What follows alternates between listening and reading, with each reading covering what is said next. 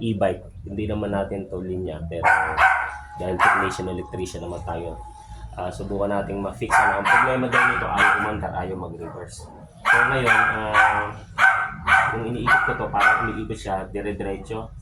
Hindi na siya tumitigil, parang may kapak sa loob or nasira. So ito pala, pagkalas lang nito, tanggalin lang yung tatlong tornilyo dito. Yan, tinanggal ko na eh. Magpapakita ko lang. And then, para ma-check natin ang problema yan, tinanggal natin. And then dito may pinaka-alin na isa. Yan, tanggalin lang natin, pinaka-lock niya para mahaltak. So ngayon, pag nahaltak mo na ng ganyan, mahaltak mo naman to. So ngayon, para matanggal mo itong throttle, sikwatin mo lang dito sa loob para matanggal. So yun, nung buksan kong ganyan, yan, nakita ko ito nakahiwalay na. So dapat ito tingnan mo pre. So buo naman to lahat yan, gumagana. So ito napansin ko, yung pinaka magnet niya nawala na. So nabasag. May dalawang parts ako na nakita. Kaya pala kanina kumakalog sa loob. So ganyan dapat yan. So ibig sabihin, hindi na siya tumatama doon sa kumbaga yung contact niya hindi na tumatama kasi nga nagapak to. So di ba?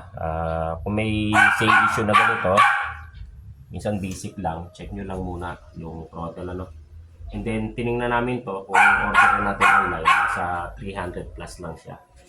So nag-decide yung customer na orderan na lang nila online. Kagaya nito, ito mismo yung order na bibili na. So ngayon, for the meantime, para magamit nila, subukan ko lang muna idikit dito ng anti-band para for the meantime magamit nila. And then pagka dumating na yung orderin nila, yun na, tsaka natin kalasin yung wirings. Kasi gusto nila magamit pansamantala. Sabi, i-bypass daw muna. Kaya naman natin i-bypass. Pero baka naman makuha pagka idinikit ko dito gumana. So guys, baka kagaya lang ng issue ng electric bike or e-bike. Maraming salamat. Yun ganyan ang itsura pagka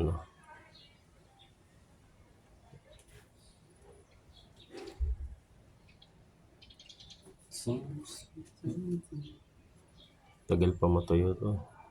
Hindi naman galawin na ganyan. Baka tanggal. Tigas mo.